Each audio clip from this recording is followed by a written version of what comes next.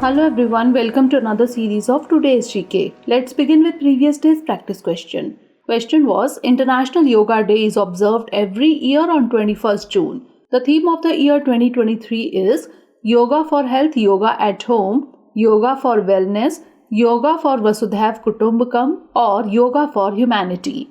The correct answer is option C, Yoga for Vasudhaiv Kutumbakam.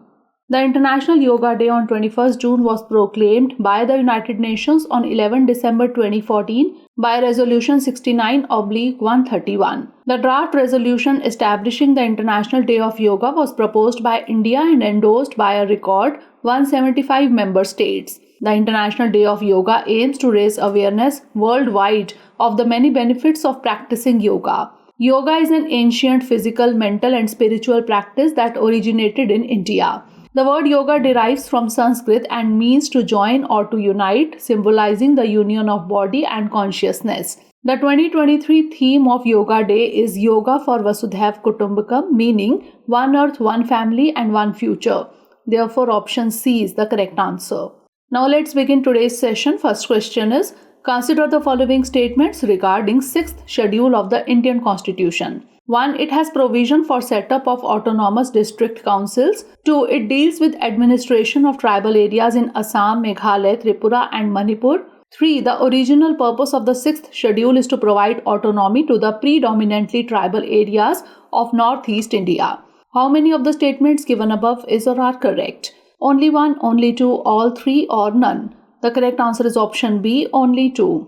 Recently, the delegation comprising leaders from Kargil and Leh reiterated the demand for statehood and constitutional safeguards for the Union Territory. There are persistent demands and protests in the Union Territory for inclusion under the 6th schedule of the Constitution that provides protection to tribal areas. In 1949, the 6th schedule was enacted per Article 244 of the Indian Constitution.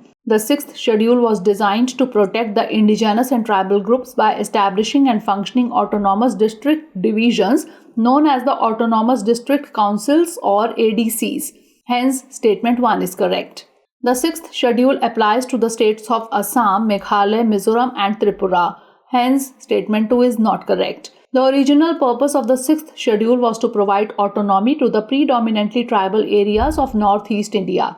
Hence, statement 3 is correct. Therefore, option B is the correct answer. Next question is, recently a Mesolithic period rock painting depicting a person tilling a piece of land has been found from which of the following sites? Bellary, Karnataka, Tirumalai, Tamil Nadu, Khamman, Telangana or Guntur, Andhra Pradesh? The correct answer is option D, Guntur, Andhra Pradesh. Recently, the archaeologists have found the Mesolithic era rock paintings in Guntur. A Mesolithic period rock painting depicting a person tilling a piece of land has been found by D. Kanna Babu of the Archaeological Survey of India in Orvakallu village in Guntur district, Andhra Pradesh. During the survey of the lower river Krishna Valley to ascertain the architectural features of shrines, a new prehistoric rock painting on the walls and ceilings of natural rock shelters was identified on a hillock at Orvakallu. After exploration, it was noticed that these were shelters for prehistoric humans who lived at this place. Among these 5 naturally formed caves, 2 are embellished with distinguished depictions of rock paintings on the back walls and ceilings executed by people of Mesolithic age, roughly from 5000 BC. The paintings were made with natural white kaolin and red ochre pigments. Therefore, option D is the correct answer. Next question is, recently India gifted the indigenously built INS Kirpan to Vietnam. It is a corvette, frigate, destroyer or patrol boat. The correct answer is option A, corvette. Recently India has gifted the missile corvette INS Kirpan to Vietnam. INS Kirpan is a Khukri class missile corvette displacing 1,350 tons and was commissioned into the Navy on January 12, 1991. It has a displacement of close to 1,400 tons, a length of 91 meters, a beam of 11 meters and is capable of speed in excess of 25 knots. The ship is fitted with a medium-range gun, 30 mm close-range guns, chaff launchers and surface-to-surface missiles. It can perform a wide variety of roles including coastal and offshore patrol, coastal security, surface warfare, anti-piracy and humanitarian assistance and disaster relief operations. In June 2022, India and Vietnam signed a Memorandum of Understanding on Mutual Logistics Support in the presence of the two defense ministers, and they signed the Joint Vision Statement on India-Vietnam Defense Partnership towards 2030. Therefore, option A is the correct answer. Next question is recently seen in the news. National Internet Exchange of India comes under the aegis of which of the following? Ministry of Communications, Ministry of Information and Broadcasting, Ministry of Electronics and Information Technology, or Ministry of Science and Technology. The correct answer is option C, Ministry of Electronics and Information Technology. Recently, the National Internet Exchange of India celebrated its 20th Foundation Day on 19th June. It was set up on 19th June 2003. It is a not-for-profit company under the aegis of Ministry of Electronics and Information Technology.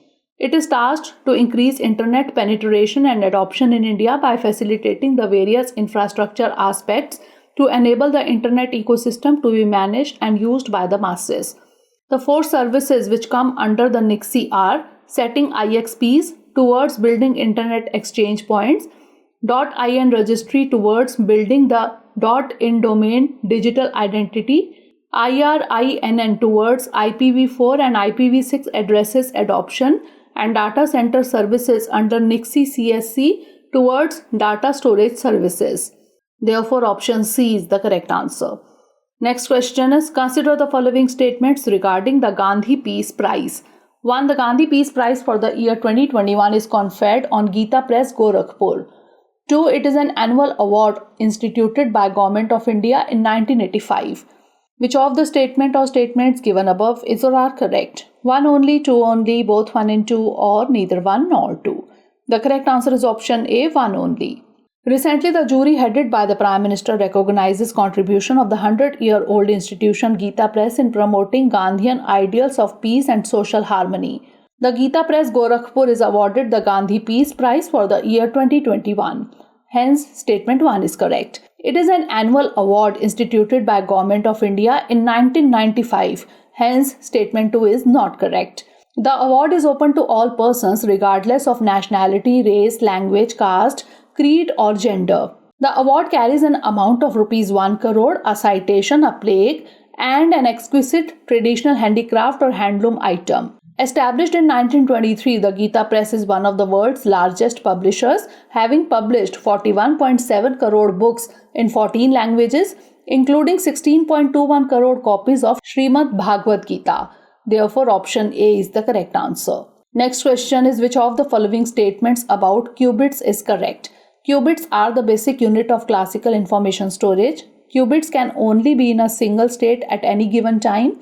Qubits can exist in multiple states simultaneously, or qubits are exclusively used in classical computing. The correct answer is option C. Qubits can exist in multiple states simultaneously. Recently, IBM published a paper in which it claimed to have demonstrated a quantum computer could solve a useful problem that today's conventional computers can't. The quantum computers use qubits as their basic units of information.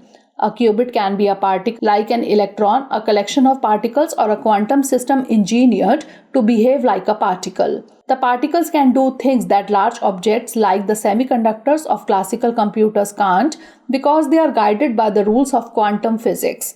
A qubit can represent an infinite number of states in principle. That's because the state vector can point in any direction in a three-dimensional space.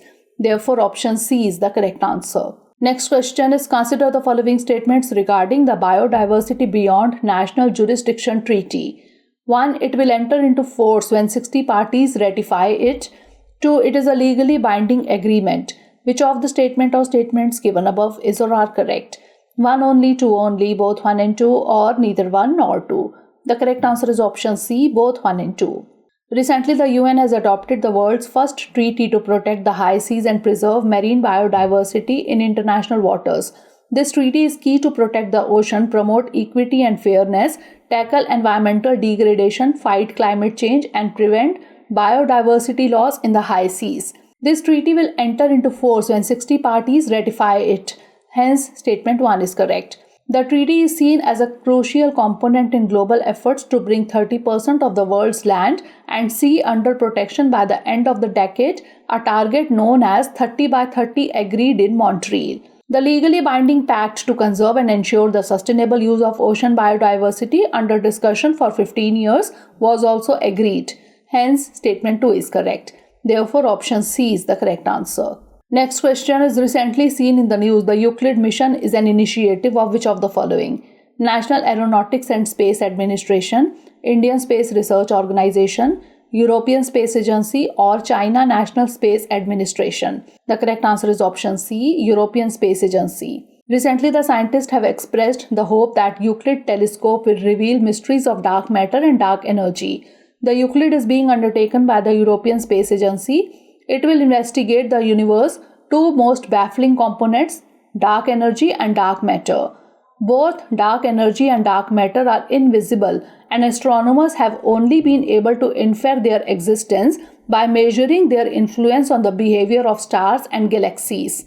It is scheduled for launch on 1st July, then Euclid will take a month to cross the solar system to its destination, 1.5 million km from Earth at a position known as the second Lagrange point.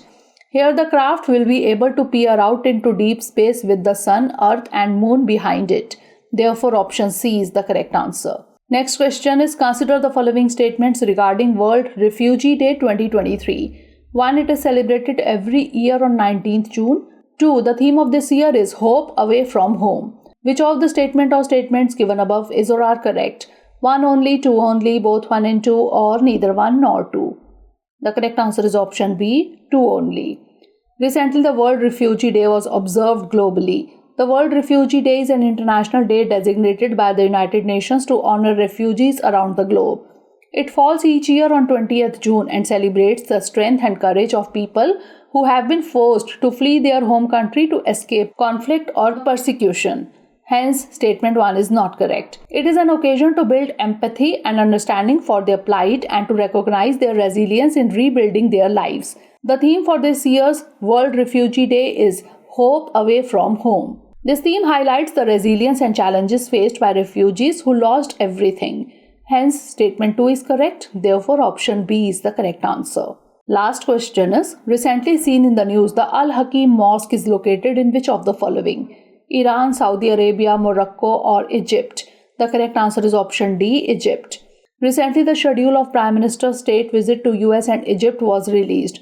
The PM will travel to Cairo to pay a state visit to the Arab Republic of Egypt from June 24 to 25. The Prime Minister will visit the 11th century Al-Hakim Mosque during his first visit to Egypt. The Al-Hakim Mosque, a nearly 1,000-year-old structure, was restored over 6 years with the help of the Dawoodi Bohra community and was recently reopened. The Mosque of Al-Hakim bi-Amr Allah is the fourth oldest mosque in Egypt and the second largest after the Mosque of Ibn Tulun. The mosque once served as a Shiite center in Egypt, operating as Al-Azhar Mosque did in the Fatimid period. Therefore, option D is the correct answer. Now it's time for the practice question. Sometimes seen in the news, the Betelgeuse star lies in which of the following constellations? Andromeda, Orion, Centaurus, or Hercules? Send the answer of this question in the comment section. Stay tuned for the next episode. Thanks for watching.